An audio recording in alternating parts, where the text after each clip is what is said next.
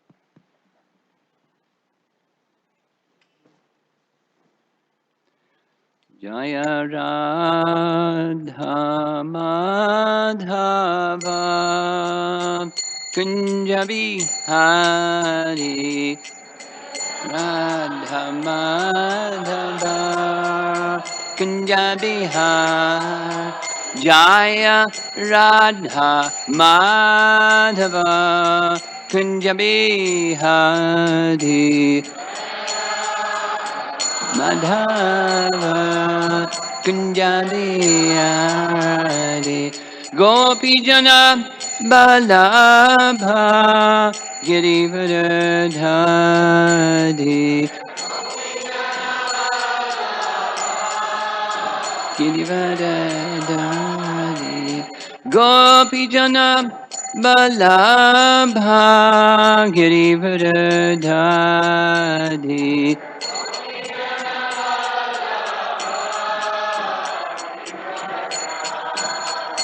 Jasodanandana Brajajanaranjana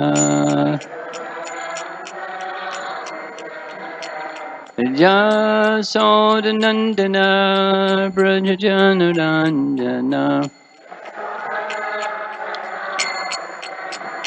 Jamanatira Vanachadi Jamuna Tira Vanachadi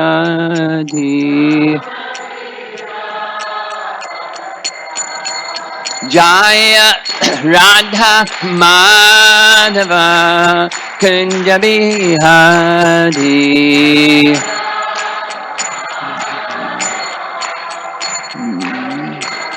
Jaya Radha Madhava Kunja Bihari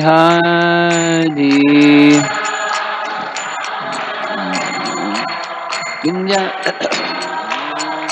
Gopi Jana Vallabha Girivardhari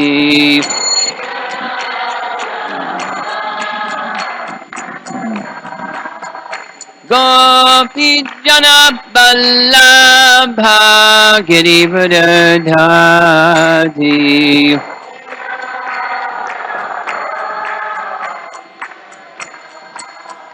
Jasodanandana Brajajanaranjana Jasodanandana Brajajanaranjana Jamunatira Vanachadi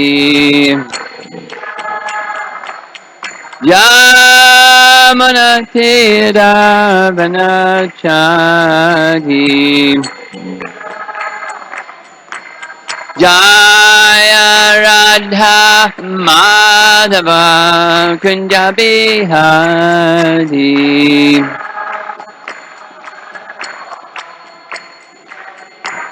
Jaya Radha Madhava Kunja Bihari.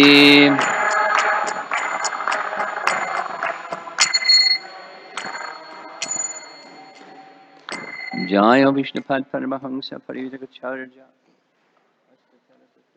Srimad His Divine Grace, Sri Bhaktivedanta Swami Shri Prabhupada Ki, Sambira Bhakta Vrinda Ki, Gaur Premanandi.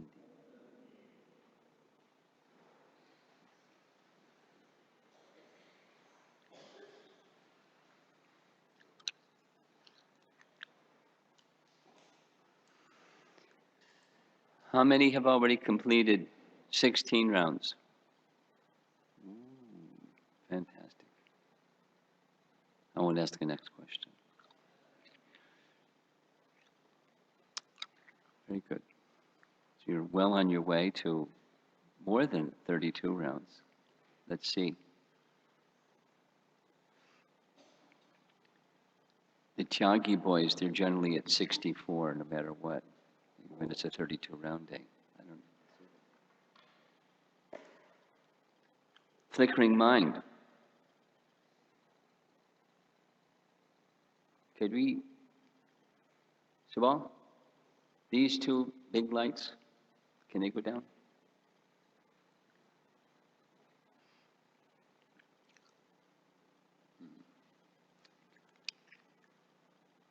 So this is, by design, it's intended to be a very short class, so we can get back to with our chanting activity. It's meant to be kind of a reminder of many of the things that we've said and some simple points that hopefully will be helpful as you proceed. And not only today, but going into the future. Because the flickering mind is something that we all contend with. Arjuna was contending with it. Chanchala, mana. Mind, the mana is flickering. To control the mind is more difficult than controlling the wind. But the yoga process is to control the mind. And conversely, without controlling the mind, can you progress in anything? Anything? Material, spiritual? Certainly not spiritual, and even material. So we want to get rid of the flickering mind and have the controlled mind. One of the basic teachings from the Vedic text is that mind has these two functions, accepting, rejecting. Sankalpa, vikalpa. Even as the mind is making a plan, whether you're chanting or not chanting, when the mind is making a plan to do something, even as the mind is making the plan to do something, there's the mind going, well, shifting and changing. Accepting and rejecting is going on all the time.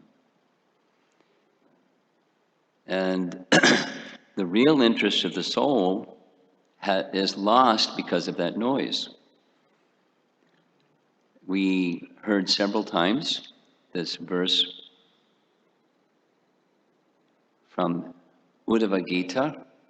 I'm now going to read the BBT translation, which we've been hearing Bhanu Swami's Bhakti Sandarbha translation. And the emphasis that I'm going to make here is different. The phrase Jata Shraddha is the opening Sanskrit portion of the verse. And we heard several times the awakening of Shraddha. So when there's the awakening of Shraddha in the process of hearing the topics of Krishna, the pastimes of Krishna, then certain things we heard. I won't repeat. So here's the emphasis here is even with that, there's still the flickering mind, the distraction of the mind towards the temporary, being the enjoyer of the temporary.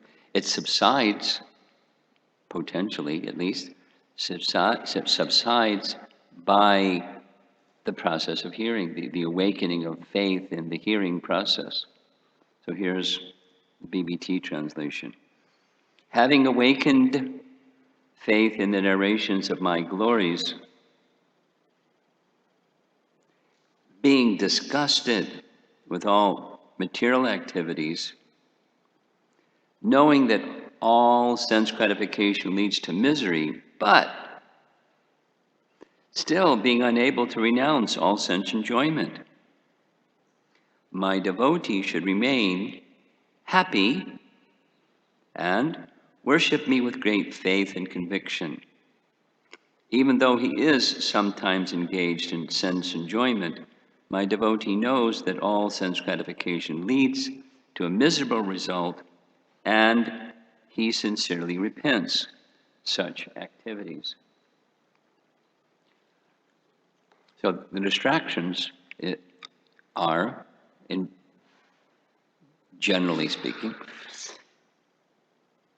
contemplation of being the enjoyer, and then making the plan, thinking, feeling, willing, those functions, and then changing it and refining it and redefining it and living on the platform of the mind. Those are the distractions. So that's the flickering mind.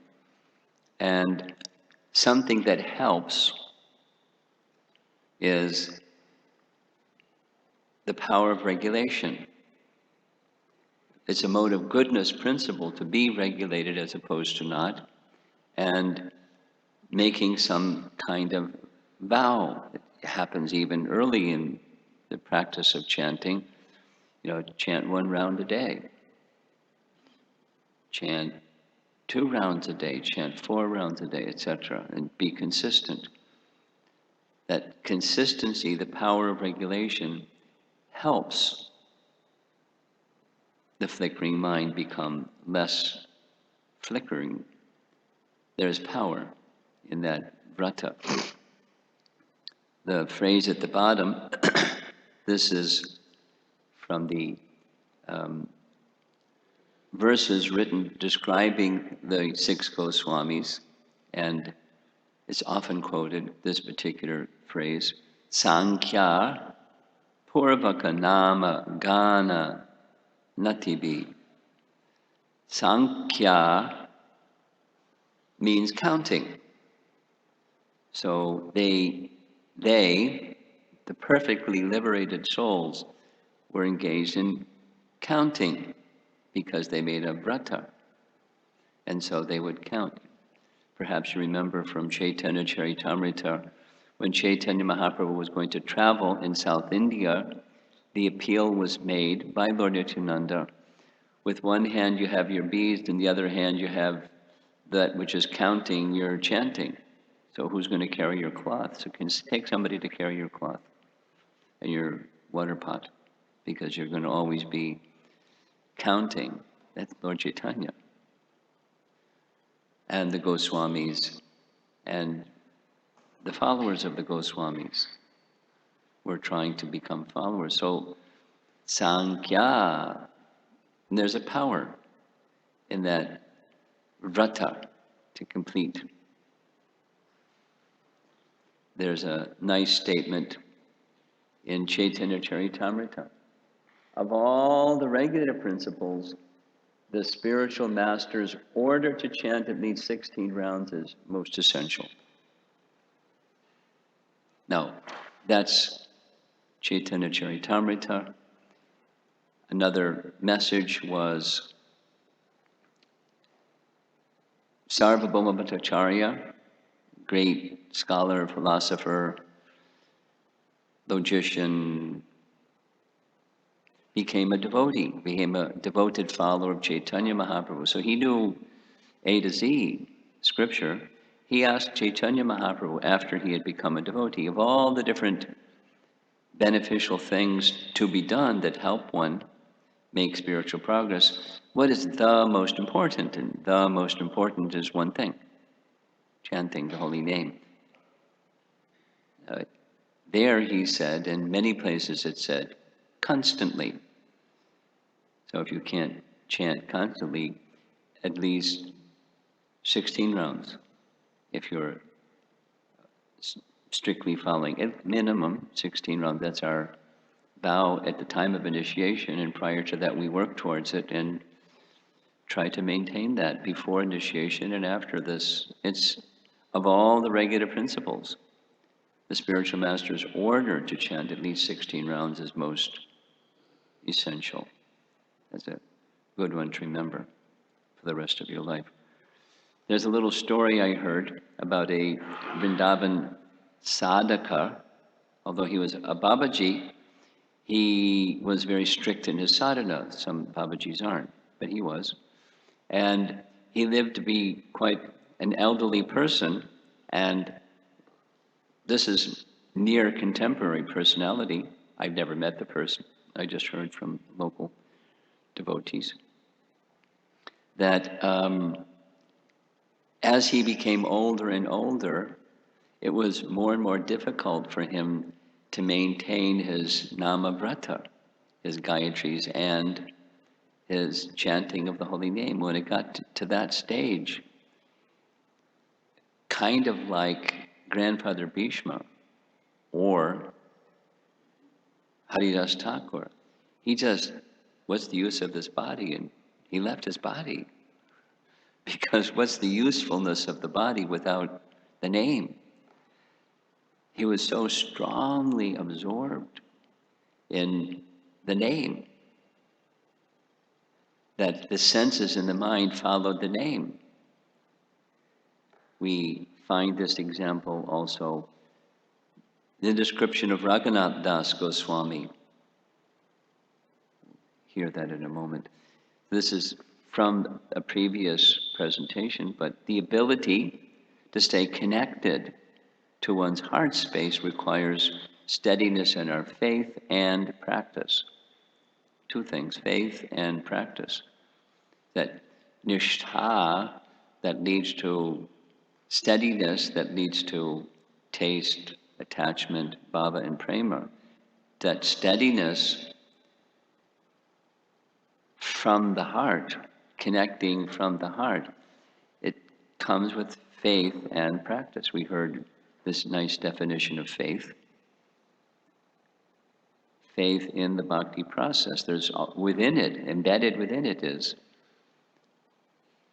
ruchi, some taste, preliminary taste, a shadow of the real taste.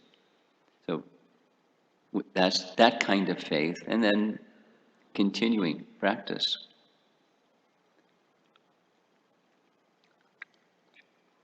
In Chaitanya Charitamrita, the description given by Krishna Das Kaviraj, who had Raghunath Das's association, not only had his association, he heard from him every day for several hours, for a long time. He described that his practices were like lines on a stone. Pa shanera rekha, lines in a stone. So lines in a stone don't move. I mean, eventually. But normally or within our lifetime, they don't move. Some other things may move, but stone and lines in stone don't move. So he offered obeisances 100 times every day. He circumambulated Govardhan Hill. He kept his nama he had vratas. He would go around Radha Kund. Those of you that have been can picture in your mind. And whenever he would see Vaishnavas, he would pay obeisances. Now, what would probably the Vaishnavas would say, no, we pay obeisances to you. And he would say, no, I pay obeisances to you. That was his vrata. Like lines in a stone. Did he need to do that? No. Was it just to teach others a lesson? Well, it was teaching others a lesson, But it was more than that. It was his heart. And that's how he lived his life. He was so absorbed in his nama vrata, his lines in a stone practice. We saw this image before. One lion or tiger, whichever it is, came to drink water at Radhakund, and he was so absorbed he didn't even notice. But Sanatana Goswami was standing behind, and he noticed. And after the, whatever it is, tiger left, Raghunath, please build a bhajan kutir. You're making Krishna protect you. That's not good. We want to serve Krishna, not make Krishna protect you. So his reply was, yes, yes. And he didn't. So another time, blasting heat. You know, there's a global warming, but it was pretty warm, I'm sure, during the time of the Goswamis, in the midday sun in the summer. His body was being roasted in the midday sun. So Radharani came, extending her garment, and provided shade for Raghunath Das. And from her body, perspiration, you see this pool of perspiration moving towards Radhakund, until the heat of the midday sun shifted a bit, and then she removed her garment and went away, just shading her dear devotee. And Raghunath Das didn't even notice Radharani, but Sanatana Goswami in the background there, he noticed, and afterwards, that's it. You're the servant of Krishna, and now Radharani is serving you. We're building you a bhajan kutir. Like lines in a stone. From Bhagavad Gita, same understanding. Bhagavad Gita 8.8. Abhyasa yoga yuktena. Abhyasa is this practice, that's the topic for the moment. And Abhyasa yoga, yuktena, Prabhupada's translation, word for word, is being engaged in meditation. Yukta, in general, means being engaged, but specifically here is being engaged in meditation. Abhyasa yoga yuktena, cetasa nanyagamina, cetasa, with intelligence and mind, both, because mind isn't going to remain fixed if the intelligence isn't acting properly.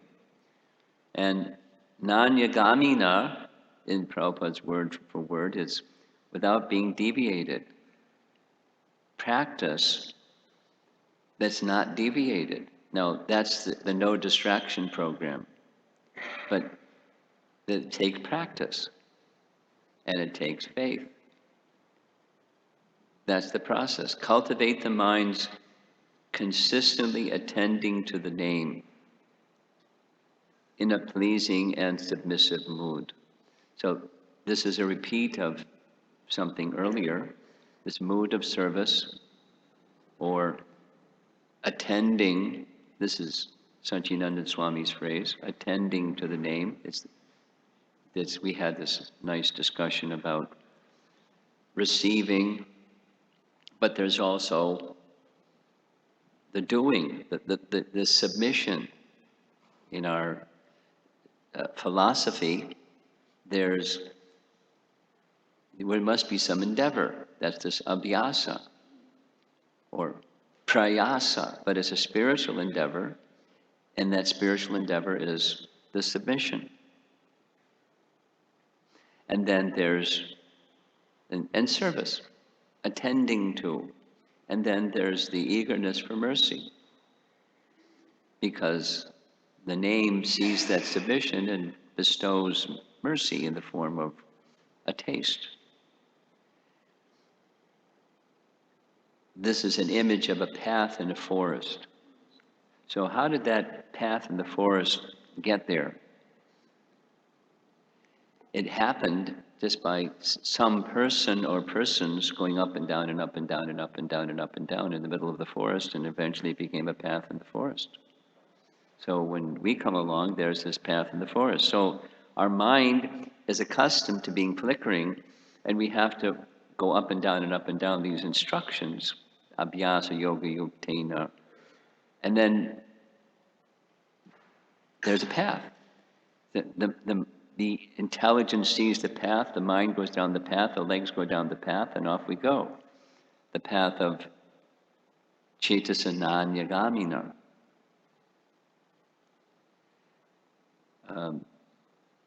Earlier in the month of June, I took a little reading retreat, and it was a really quiet place. It was really fantastic. And there was a lake right behind where I was staying, and I was a little distracted by this mother duck, and there was either 12 or 15 little ducklings, and she would go this way, and then lined up, one after the next, they would follow right behind her. She turned left, they turned left. She turned right, they turned right. She went up on the bank of the lake, and they got up on the bank of the lake, and they were just behind Mama Duck. And there was one little guy at the very end. He was kind of like cool. He delayed. And then everybody went ahead, and then he scooted up and stood in line and went along, and then delayed, playful. Then went real fast and caught up to everybody. He just kept doing that. Then I went back to what I was doing instead of just. But the impression, I was meditating on this festival of the holy name, seeing this, and that's what we're doing. I mean, if we're doing it properly, we're just following the great souls. If we're doing things properly, we're following great souls. They're giving us these wonderful instructions, so we just follow behind them, not imitate, but we follow their nice example, the Raghunath Das Goswami example, or the 6 Goswamis example, or our founder Acharya's example, or the great souls, and we follow them. So now I'm going to wrap up. There's a little summary step by step of what I've been trying to share with our attendees here. Little summary. The first point is the bhakti process, or the chanting process, begins with some preliminary faith. We heard a preliminary desire for self-realization. I want to know who I am. I want to know whatever the fill in the blank. I want to know. And I know that I don't know, but I know that I want to know. So in my case, it was, there's a higher reality. I don't know what it, I know that I don't know what it is.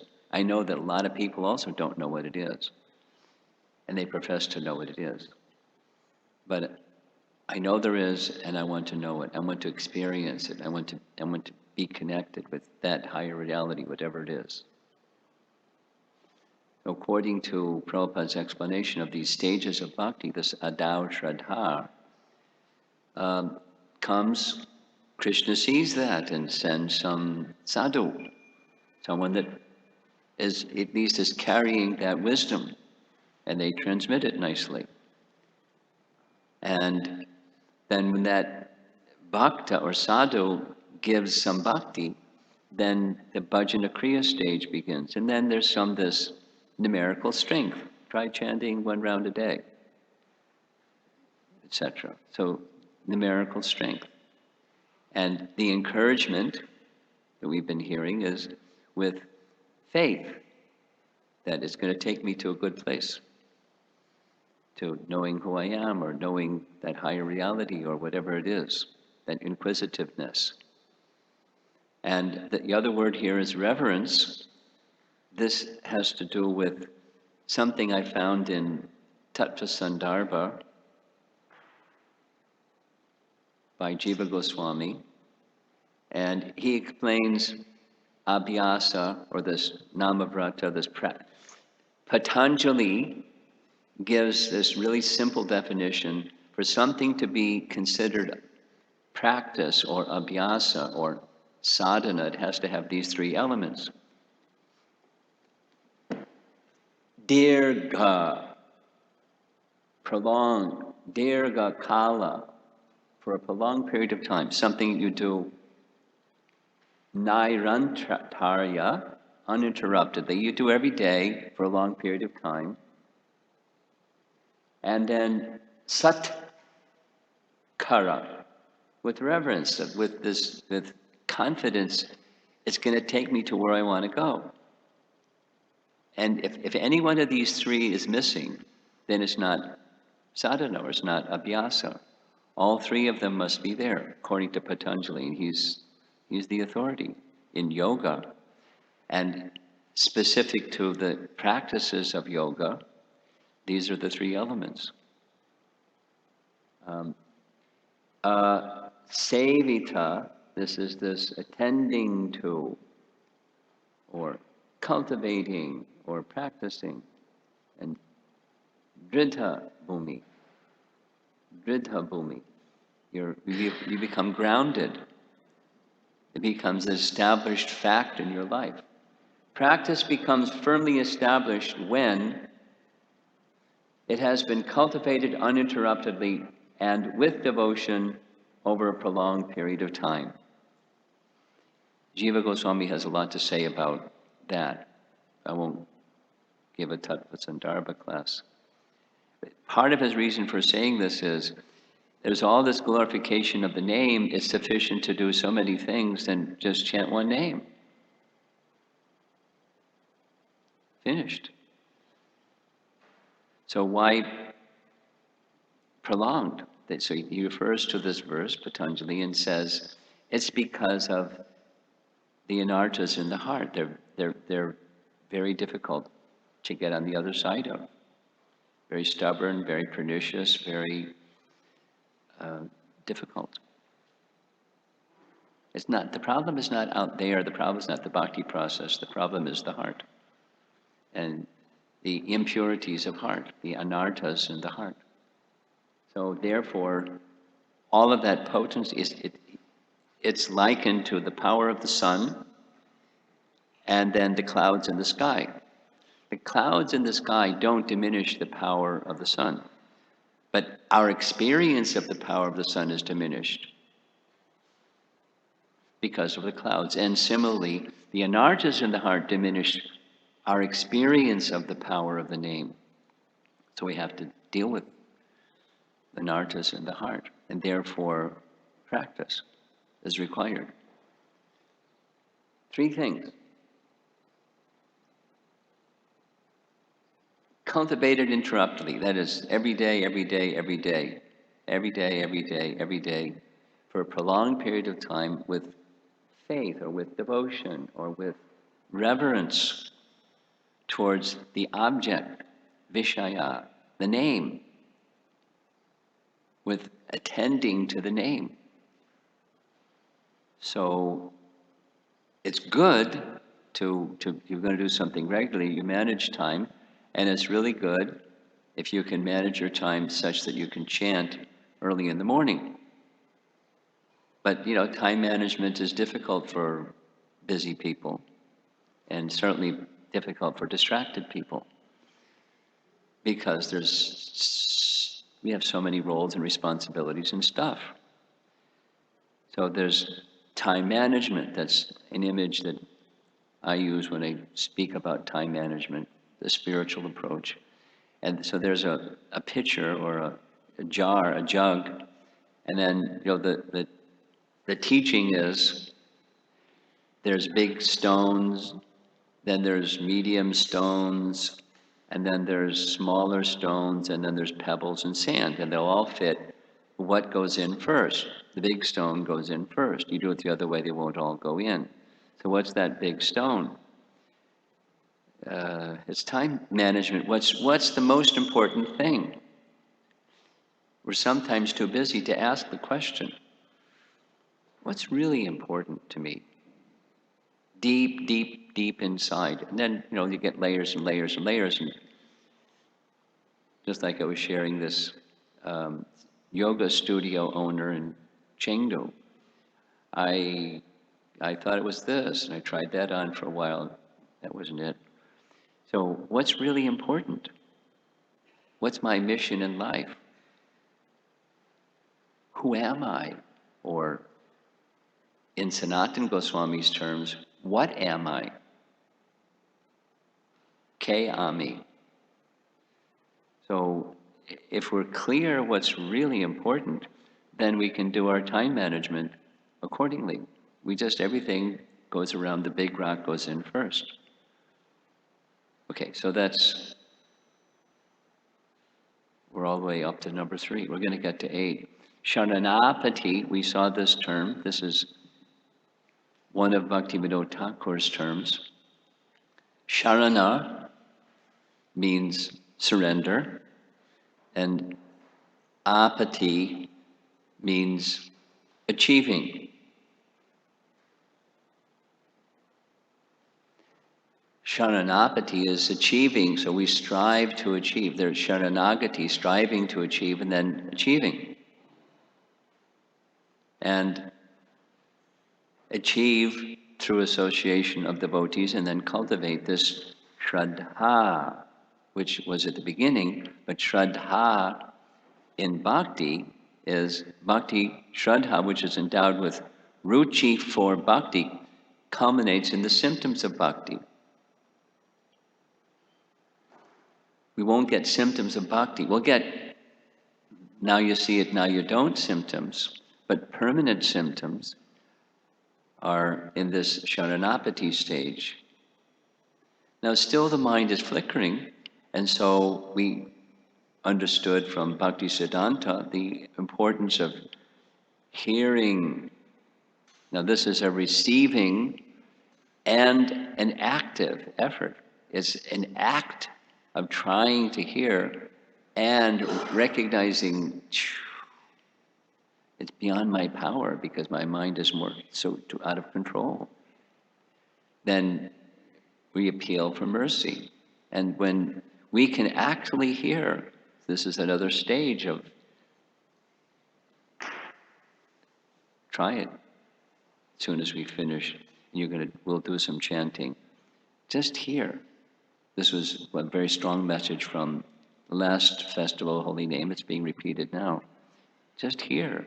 And when you hear, the ear has the power to conquer the mind, the flickering mind.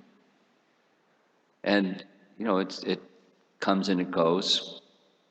We keep practicing that path in the middle of the forest, this Satchidananda Swami illustration and message of alignment.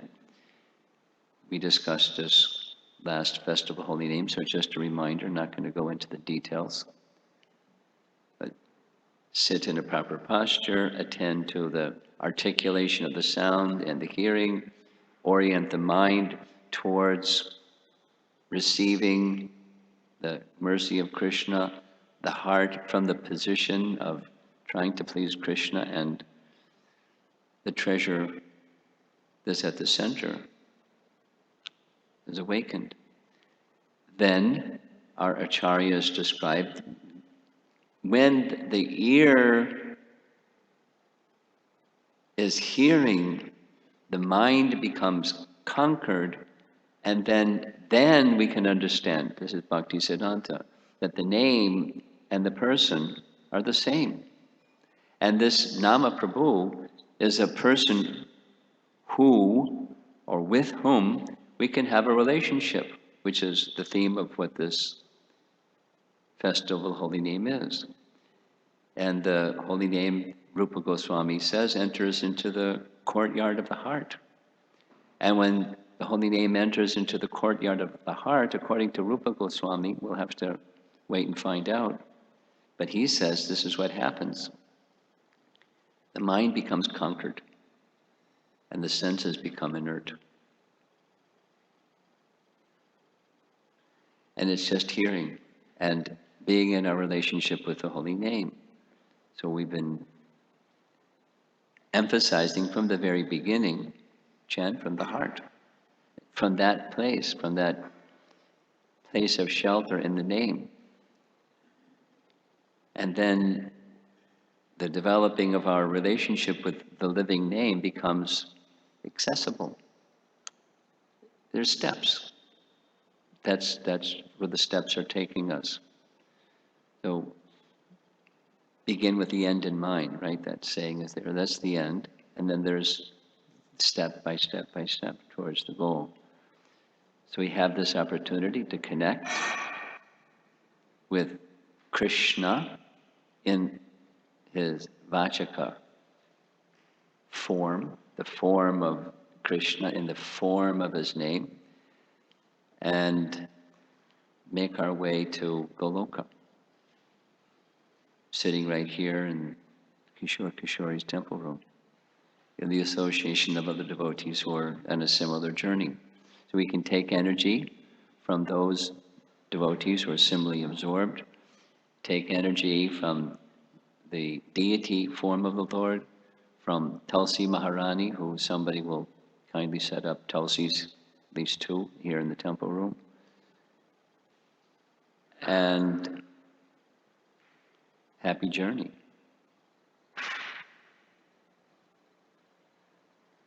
And I'll compliment you all. In that little break in between when the kirtan ended and class began, you were maintaining Monavrata. Congratulations. So as soon as we're done, maintain Monavrata. When it's time for prasadam, maintain Monavrata. And then when the bell rings, according to what the schedule says, then you can do what we normally do, just have regular conversation. But until then, it'll help you, controlling the tongue will help in focusing the mind on the holy name. And if there's needed conversation, you do needed conversation very quietly to respect the other devotees. Srila Prabhupada ki, Shri Nama Prabhu ki, Gaur Premanandi.